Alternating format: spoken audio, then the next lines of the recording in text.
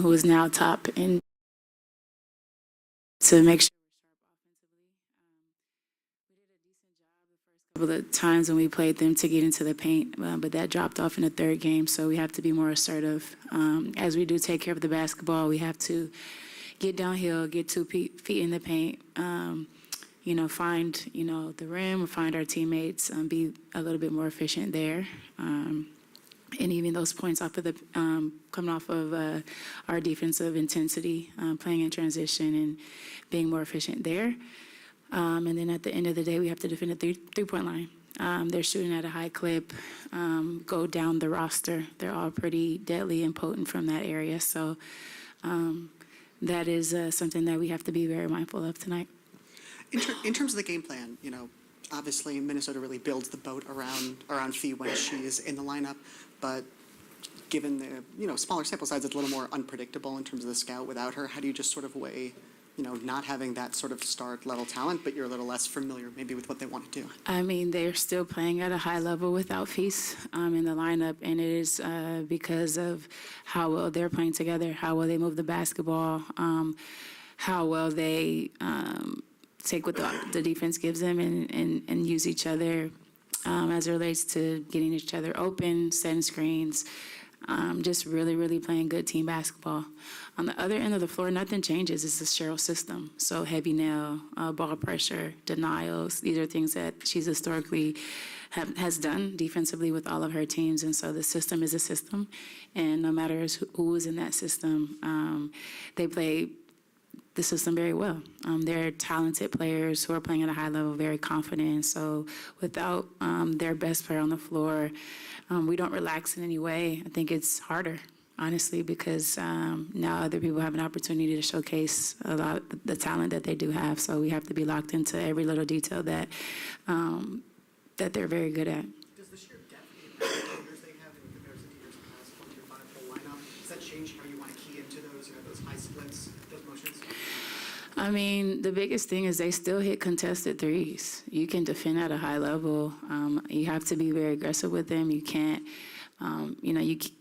you think you want to be disruptive and, they get you on the backside because they pass so well, swing so well. So it's about not giving a steady diet of the same thing.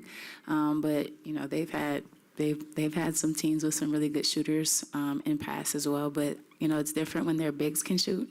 And so, yes, it's a lot more, detail-oriented as it becomes with those specific actions. But at the end of the day, if we're physical, if we take something away, if we deny, if we pressure, if they take a contested shot and still make it, I think we're living in a good space because at least we're getting it covered. Mm-hmm. As the season approaches the halfway point, what is your balance regarding how the team has been doing, regarding your expectations in the start of the season, and how is the team going to, what is the plan for the team and the players during this Olympic break? Of course, you're going to be with Canada, but how do you always stay in touch to make sure that the chemistry keeps going? We've been planning for it right now, with the staff, with, Talisa, and knowing that this is a unique opportunity for our team to get some reps, to get some more practice time with the shorter training camp. And though our entire team won't be here, I won't be here.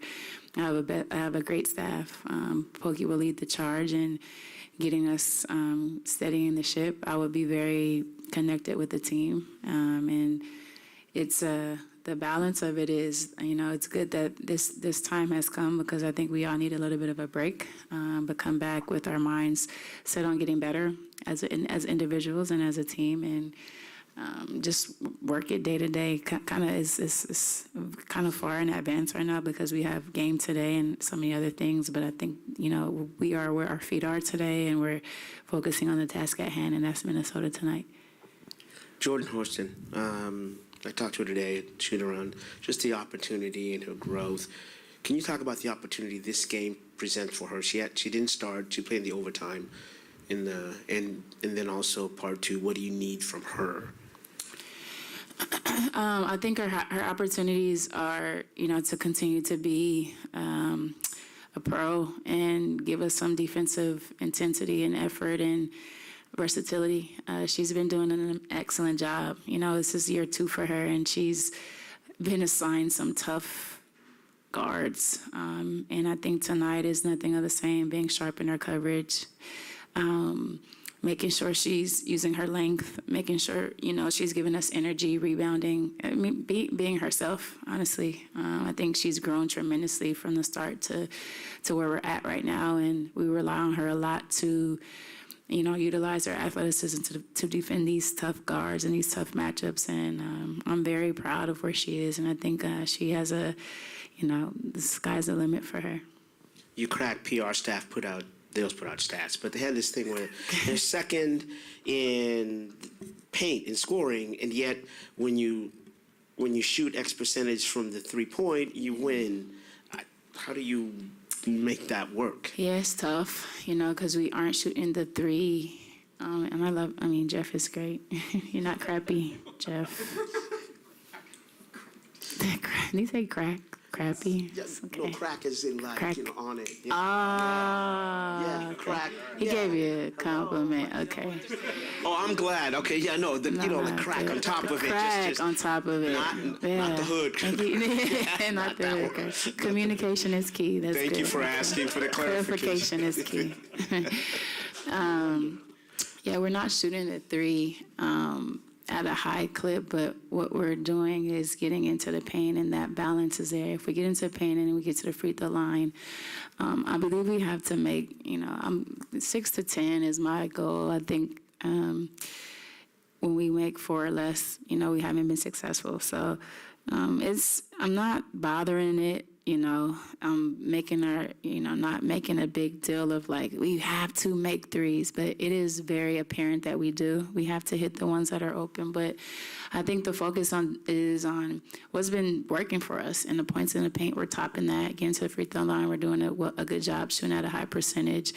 Points off turnovers, our fast break point, so we're going to focus on that area, and I know that once a couple go through, I think we'll get to a better set as it relates to our 3s. So when you make those 4 or 5 3-point from a basketball perspective, are you saying then it opens up the paint? That's why you need to make those shots? No. I think in general, I think we have the personnel to now post up, demand the ball, get into the paint, get into the restricted area, because we have downhill players. We have, Ezzie in the way in which she's cutting, Jordan in the way in which she can get downhill, and Skylar is an amazing ball screen reader and facilitator and a scorer. So it's not that we're not getting them.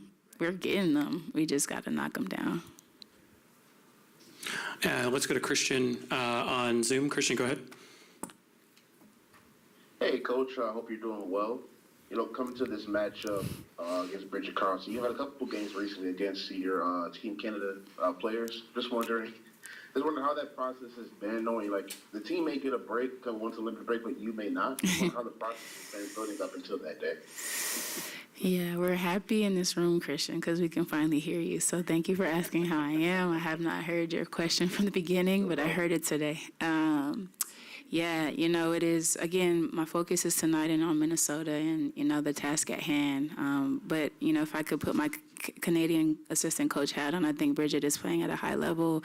I'm not amazed. I'm not surprised by it because I see it when I'm with Team Canada.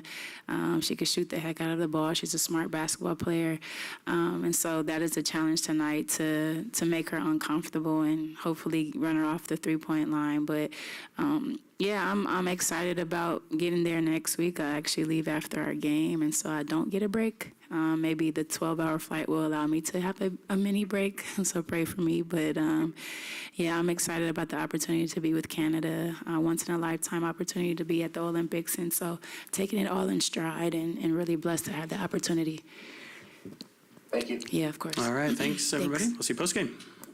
I got you. I appreciate it. Crack comes from the English word crack.